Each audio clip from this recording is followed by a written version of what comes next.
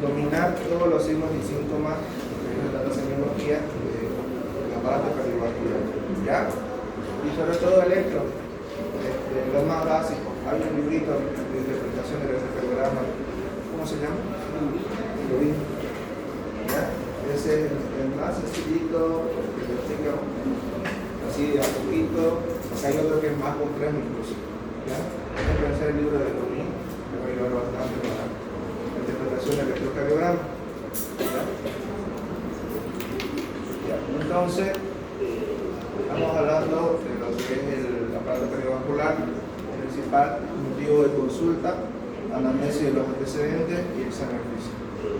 El motivo de consulta, tenemos lo que es la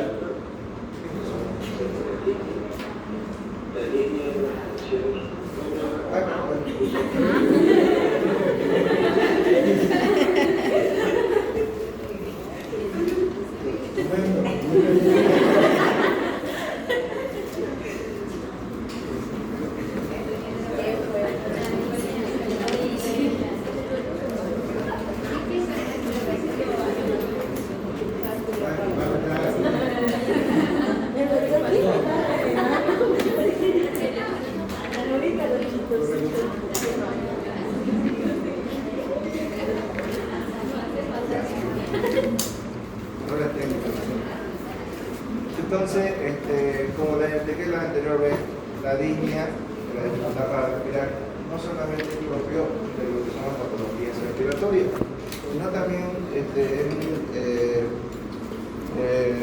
una sensación, como sabemos que la dificultad para respirar, de origen cardíaco. Entonces, esta disnea se clasifica por de acuerdo a los esfuerzos y grados, ¿ya?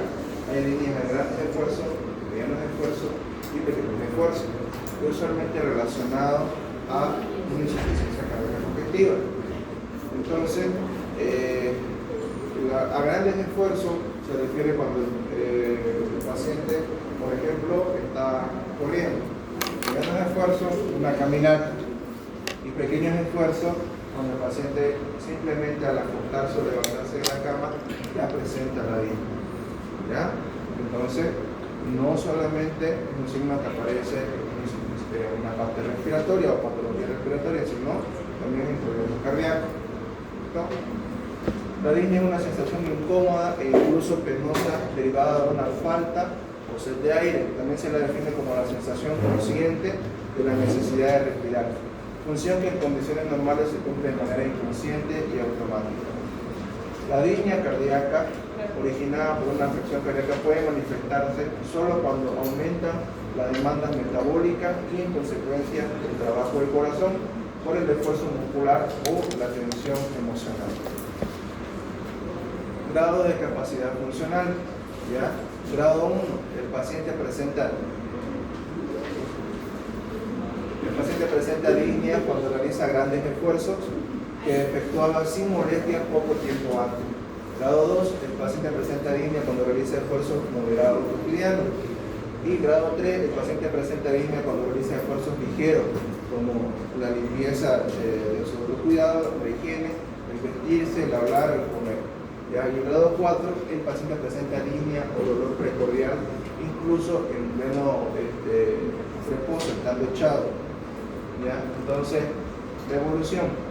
¿Ya? Tenemos lo que es la forma en que la disnea cardíaca progresa o aumenta con el tiempo, es muy variable y depende sobre todo de la cardiopatía desencadenante. Tenemos la disnea paroxística, puede presentarse en una cardiopatía como primera manifestación de insuficiencia cardíaca izquierda o desarrollarse en un paciente con síntomas y signos previos. El tromboembolismo pulmonar puede dar lugar a todos los tipos de disnea, aparece solo con los esfuerzos cuando se trata de episodios menores y recurrentes, ¿ya? Entonces, un tromboembolismo pulmonar, ¿cómo se produce este? Ya hemos visto que es el tromboembolo, usualmente en los miembros inferiores, en pacientes que son obesos o cardiópatas, incluso utilizan anticoagulantes, ¿no? Como la warfarina, etc. Estos migran de los miembros inferiores hacia lo que es el corazón, ¿ya? O incluso por la circulación va hacia lo que es el ventrículo derecho del corazón y de ahí va hacia lo que es la aurícula derecha, produciendo lo que es una hipertensión pulmonar, ¿ya?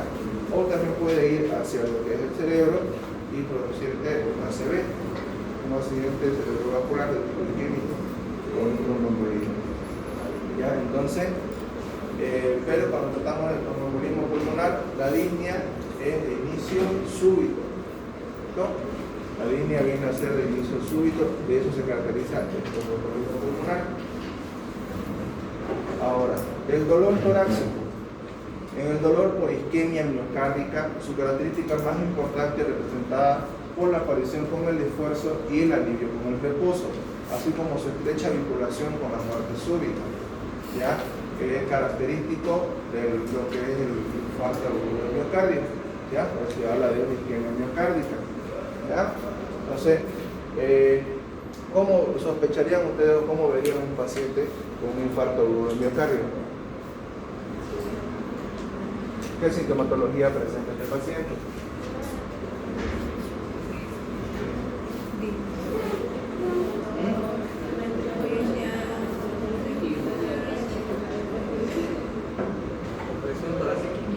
Ya, sensación de opresión torácica, el dolor torácico precordial del paciente usualmente agarra su mano izquierda y hace como un puño a nivel de lo que es el internón. ¿Ya? Y este dolor, ¿tiene irradiación? Sí, tiene irradiación. Puede localizarse en el epigastrio, puede irradiarse hacia el brazo izquierdo, hacia la espalda e incluso hacia el cuello, ya del mismo lado. Entonces, y todo dado por una zona desprovista de oxigenación en el músculo, que es la isquemia miocárdica, que corresponde al infarto agudo del miocardio, ¿ya? Entonces, y este tipo de los infartos, prácticamente la mortalidad es muy elevada y para la sobrevida necesitaría que se dé el infarto literalmente en el área hospitalaria. Incluso dándose en el área hospitalaria la sobrevida es muy baja, ¿ya? Son pocos los que salen de un infarto agudo del miocardio y la posibilidad de tener un segundo episodio, un segundo paro cardiorrespiratorio es muy alta, ¿ya? Hay una semiotecnia que se usa para el manejo del infarto agudo del miocardio, que se llama MONA. ¿Alguien sabe?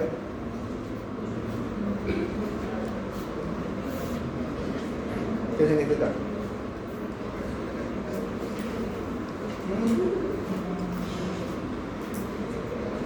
O oxígeno, N, nitroglicerina, A, aspirina y la M.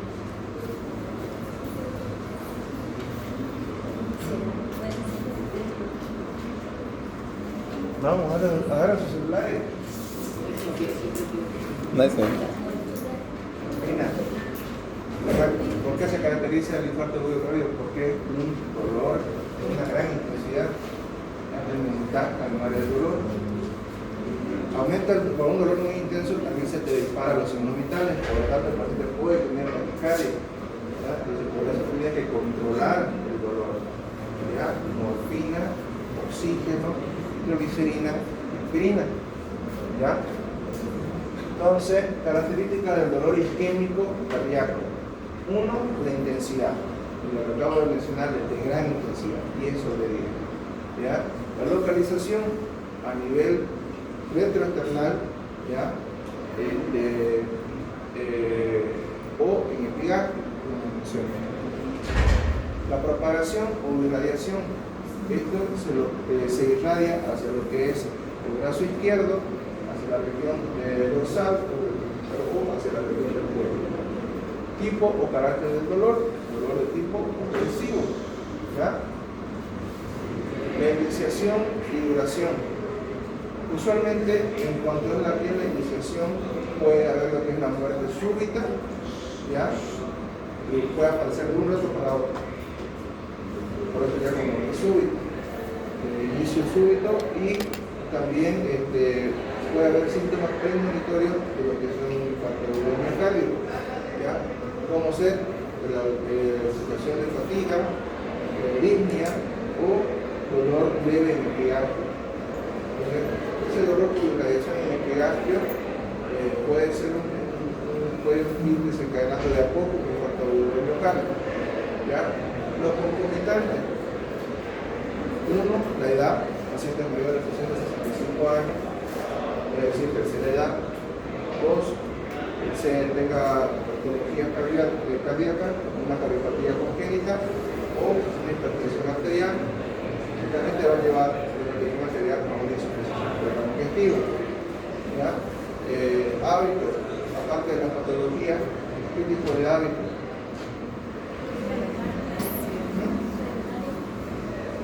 No, hábitos.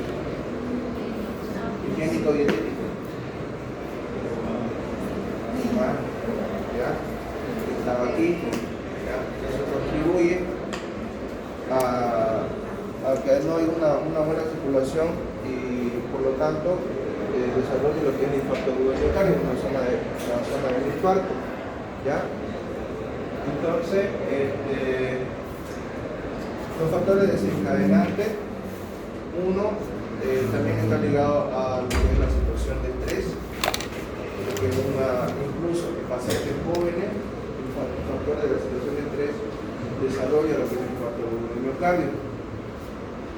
¿Ya? Entonces, características del dolor isquémico cardíaco. Uno, la intensidad del dolor es muy variable según los distintos pacientes y en diferentes episodios en el mismo enfermo y se acompaña de angustia. Dos, la localización. Lo habitual es la zona retroesternal, pero cabe señalar que a veces la máxima intensidad se percibe en la espalda, fosa supraclavicular o en la base del cuello. ¿Ya? La propagación. Cuanto más intenso es el dolor, más extensa suele ser su propagación. Se propaga hacia la espalda, los hombros, el cuello y la mandíbula. Tipo o carácter. Se lo menciona como opresivo o constrictivo. Y es corriente que el enfermo acompaña su respuesta colocando la mano en forma de garra en el pecho. ¿Ya? Entonces seguimos. Iniciación suele ser gradual y cuando es muy intenso se alcanza el ápice del dolor en pocos segundos. Duración, por lo general dura entre 2 y 5 minutos, aunque puede ser algo menor o prolongarse durante un plazo de 3 veces mayor. Concomitantes, son frecuentes los eructos, así como la sensación de plenitud de epigastria, náuseas y vómito. Esto es lo que les mencionaba, el dolor en epigastria, sensación de náusea, vómito o fatiga, es una alarma ya, que aparece con el infarto agudo del miocardio. Equivalente, a veces la línea más que un síntoma acompañante de dolor constituye un equivalente, es decir, que lo reemplaza o representa. Desencadenantes, estos factores son el esfuerzo, las emociones, el frío intenso, los periodos digestivos, ¿ya? Y el aumento de la bulimia. Atenuación, estos son los fármacos que actúan de manera opuesta, reduciendo el trabajo cardíaco y por consiguiente el consumo de oxígeno. ¿Ya? Entonces tenemos lo que es la angina de esfuerzo de Heberden, la angina de cúbito de Vázquez, la angina de reposo, la angina variante paradójica de Freinet.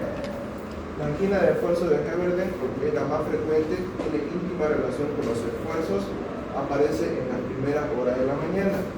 ¿Ya? ¿Saben qué significa angina? ¿Alguien?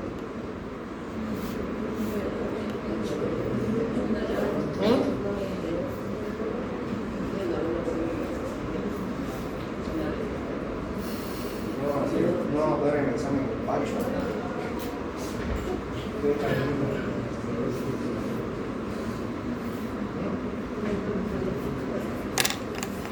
¿Qué era? Dolor o molestia torácica.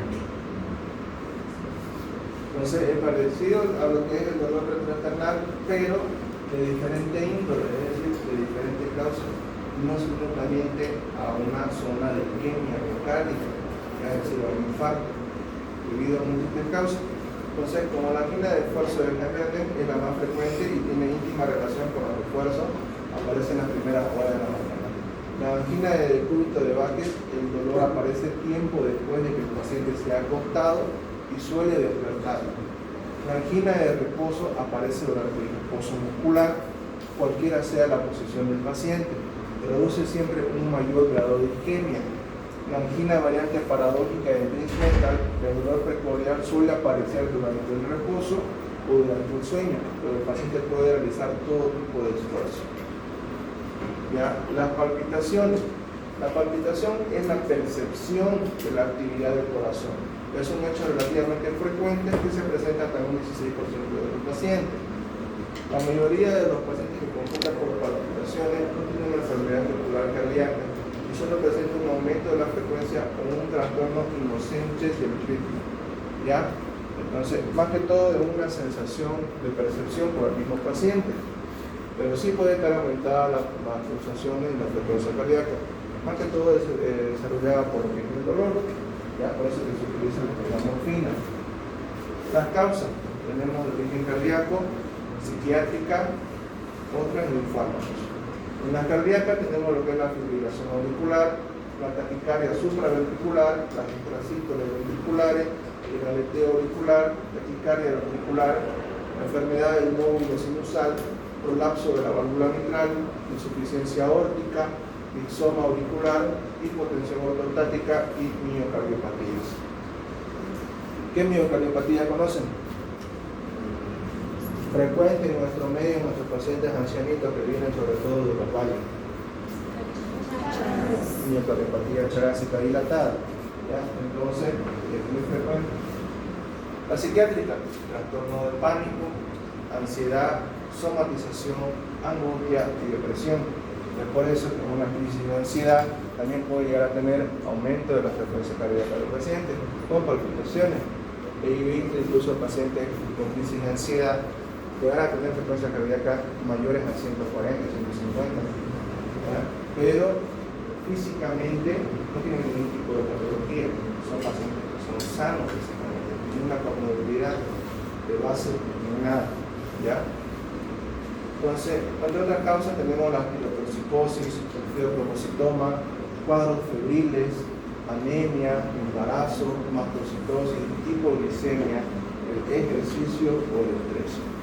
Los fármacos, los beta-adrenérgicos, la teofilina, la cafeína, la nicotina, la anfetamina, la cocaína, la supresión de beta-bloqueantes, vasodilatadores y anticolinérgicos. Todo fármaco que le produce una estimulación porque supuestamente va a llevar a un aumento de la frecuencia cardíaca.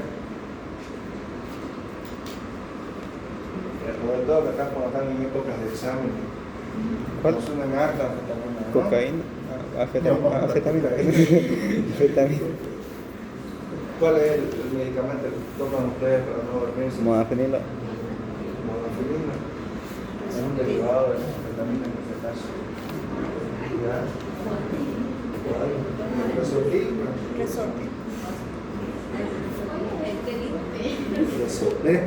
No, se va. Ponte que no estoy promocionando el medicamento, ¿no? Te produce efectos adversos. ¿Qué afecta? Taquicardia, mierda, bien pesada de memoria. Taquicardia, sudoración, frialdad. Entonces, solo eso. Solo eso, está notando. No pasó por eso. No lo tomen así por tomar, como si fuese pastillas de vitamina y tal. Hace dormir. Porque son medicamentos usados para tratar la TDAH. no, la narcolepsia. ¿Ya? Narcolepsia. ¿Qué es la narcolepsia? ¿Ah? Paciente adicto.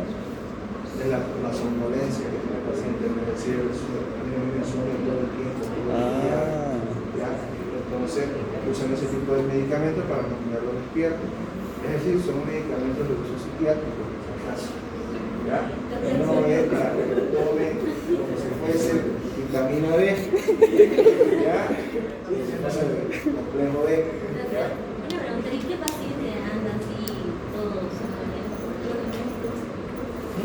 Los estudiantes de medicina. Los pacientes psiquiátricos, incluso hay una de causa orgánica, hay una enfermedad infectocontagiosa del África que te produce por un parásito que te produce sueño constante. que se llama incluso la enfermedad del sueño. ¿Alguien sabe qué es lo que es?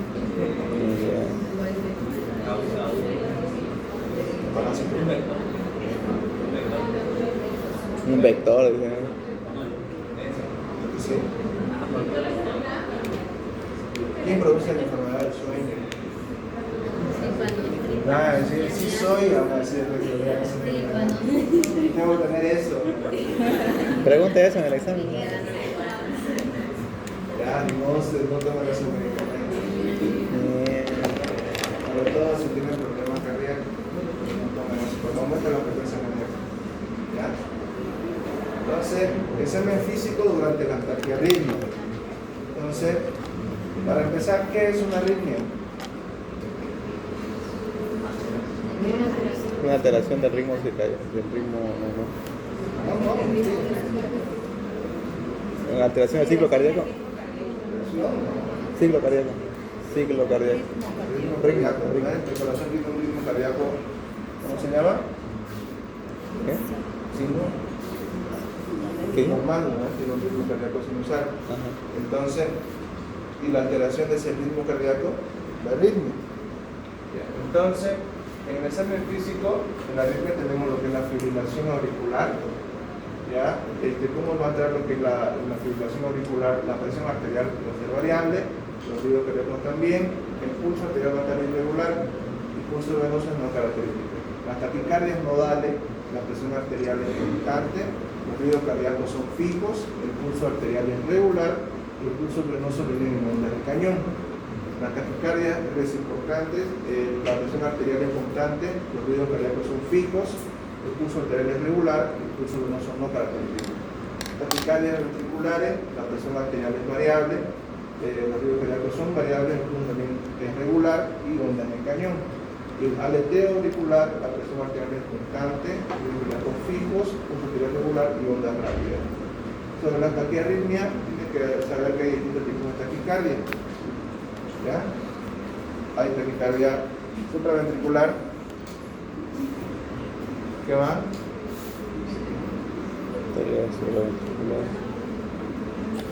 No, ovular.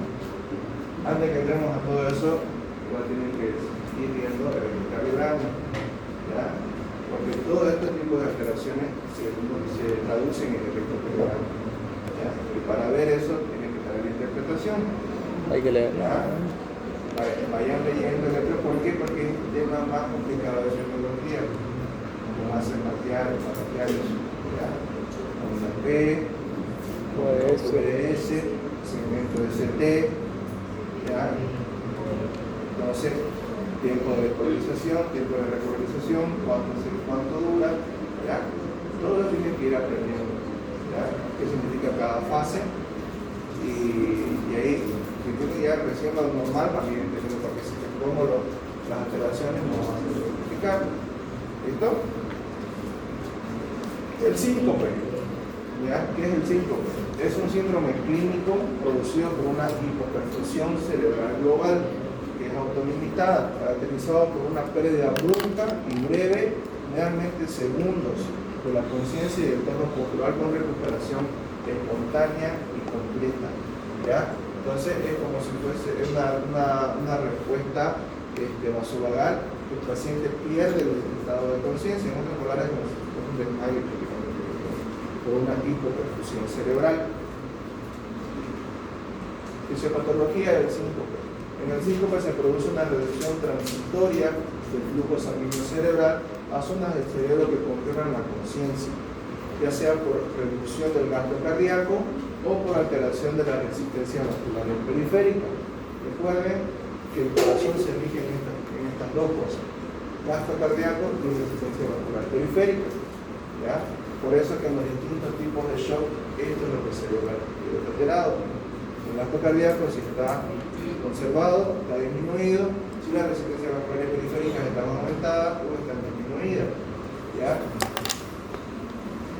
Clasificación del síncope. El síncope puede ser clasificado en tres tipos: cardíaco, no cardíaco y de causa desconocida. ¿Ya? Entonces, usualmente en lo que es motivo de consulta sin causa aparente el 5,34%, la respuesta vasovagal que les mencioné, 18%, cardíaco de causa eléctrica, 14%, neurológico, 10%, hipotensión ortostática, cardíaco de causa mecánica, psicógeno, situacional, por fármacos y por estimulación del seno carotídeo. ¿Ya? Vamos a la anamnesis. Ya sabemos los datos personales. Para todo tipo de segmentos siempre es importante los datos personales. Los datos demográficos del paciente aportan elementos útiles y no pocas veces fundamentales para la orientación diagnóstica, razón por la cual deben ser puntualizados ante el análisis sistemático de los síntomas básicos de las enfermedades cardiovasculares. ¿Ya? Entonces, predominan algunas cardiopatías según la edad. Antes de los 5 años de edad, tenemos cardiopatías congénitas, miocarditis y miocardiopatías. ¿Ya? De 5 a 12 años tenemos la fiebre reumática, miocarditis y cardiopatías congénitas. De 13 a 25 años, síndrome de pánico, neurosis cardíaca y valvulopatías. De 26 a 40 años, valvulopatías y miocardiopatías. De 41 a 75, hipertensión arterial, cardiopatía coronaria. Y de 75 años en adelante, aterosclerosis generalizada, estenosis aórtica senil y patología simple. ¿Ya? Entonces, los antecedentes en el sexo femenino hay una mayor incidencia del conducto arterioso persistente y la comunicación interauricular, que esto más que todo son alteraciones de tipo de cardiopatías congénitas. En masculino es más frecuente la estenosis aórtica, pulmonar y la coartación sísmica de la aorta. ¿Ya? Entonces, respecto a la ocupación, ¿ya? Trabajadores vinculados con el cuidado, saneamiento o distribución de carnes y derivados de ganado vacuno, ovino o porcino que desarrollan un cuadro de endocarditis infecciosa o miocarditis. ¿Ya? Entonces, por eso que siempre vemos que la patología, en la historia clínica, a qué se dedica el paciente siempre es importante, porque está relacionado con distintos tipos de patología. ¿Ya? Como vimos en la parte respiratoria, los mineros, ¿ya? Que están relacionados con la neumoconiosis, ¿no? Que son la asbestosis y silicosis. ¿Ya? En individuos relacionados con el comercio o tenencia de pájaros, incluidos los loros y papagayos, que presentan un cuadro febril prolongado con neumonitis bilateral o cocineria, se debe pensar en una endocarditis por clamidiasis. ¿Ya? Entonces, según la raza negra, tenemos lo que es la hipertensión pulmonar, la endomiofibrosis, la fibrolactosis subendocárdica, alteración de la repolarización ventricular, la raza amarilla, hipertensión esencial y cardiopatía coronaria.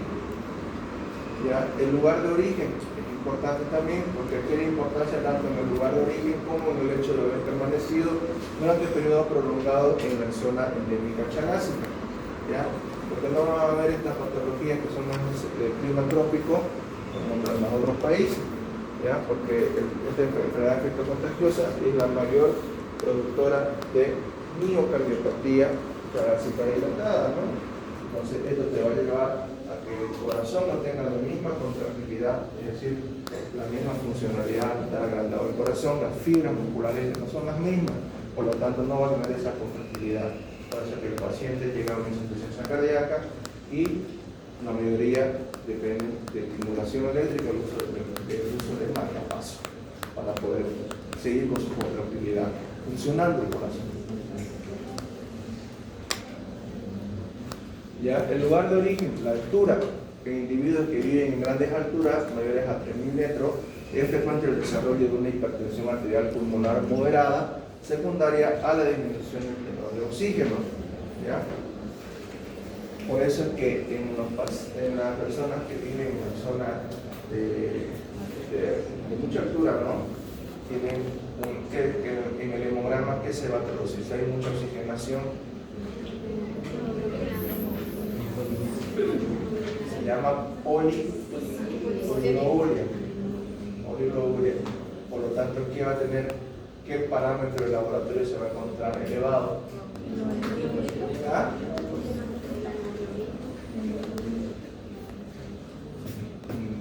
No. también sí, pero más que todo la hemoglobina. ¿Ya? La hemoglobina es lo que se va a encontrar más elevada. Ya, entonces, la malformación es congénita. Ante la sospecha es importante averiguar el antecedente de infecciones en el primer cuatrimestre del embarazo materno. ¿Ya? La fiebre reumática, siempre se debe buscar antecedentes de fiebre reumática en presencia de cualquier valvulopatía o soplo. La sífilis congénita, ya se debe sospechar sobre todo en presencia de patología aórtica, insuficiencia valvular, aneurisma torácico. ¿Ya? Entonces, la mayoría de las enfermedades, también que son del tipo de transmisión sexual, producen al bebé cardiopatía congénita. ¿Ya? Entonces, en los antecedentes dietéticos, es decir, los hábitos del paciente, el tabaquismo desempeña un papel fundamental en el desarrollo de la cardiopatía coronaria. ¿Ya? Las drogas inyectables, en estos casos se observa endocarditis infecciosa injertada en las válvulas cardíacas derechas, es decir, los pacientes drogodependientes. ¿Ya? Entonces, el alcoholismo con una alimentación inadecuada puede dar lugar a una miocardiopatía congestiva grave. El hábito sedentario se conoce la mayor frecuencia de presentación de arteriosclerosis, ¿ya? Con el mismo sedentarismo, no hay ningún tipo de actividad física del paciente. ¿Ya? ¿Qué es la arteriosclerosis? ¿Ah? ¿Cómo?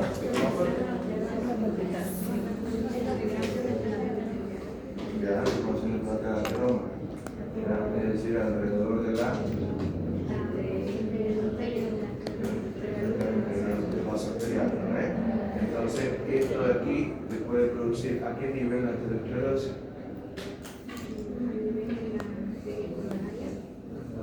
Coronaria, ya, ¿qué más?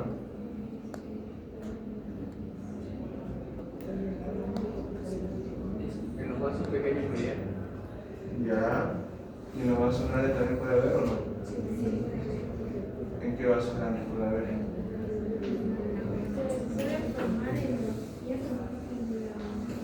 Sí, puede haber placa de ateroma que obstruyen los vasos de los miembros inferiores, y a nivel abdominal puede haber o no. ¿Cómo se llama?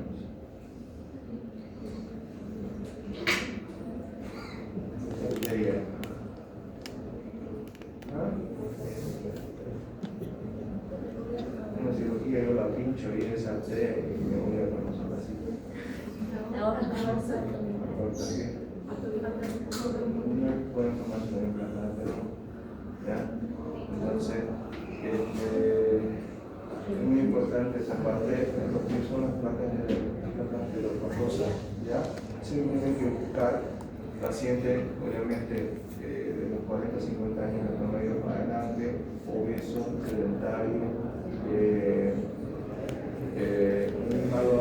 malos hábitos y aparte del tabáquico, la probabilidad que tenga placas de ateroma son muy elevadas. ¿Ya? ¿En qué estudio puede uno ver las placas de ateroma? Una ecografía no te lo va a mostrar, una radiométrica tampoco no te lo va a mostrar.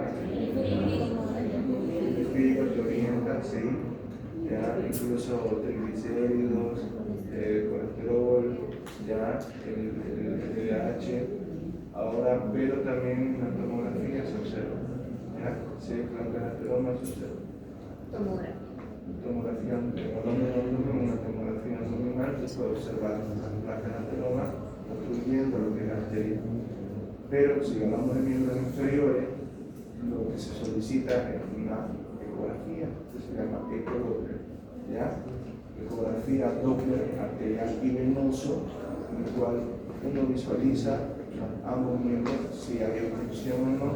Esa obstrucción de las arterias y venas, ya sean superficiales o profundas, puede ser por placas de ateroma, puede ser por trombo o puede ser por embolo, ¿ya? Eso. Vamos a quedar aquí, ¿listo?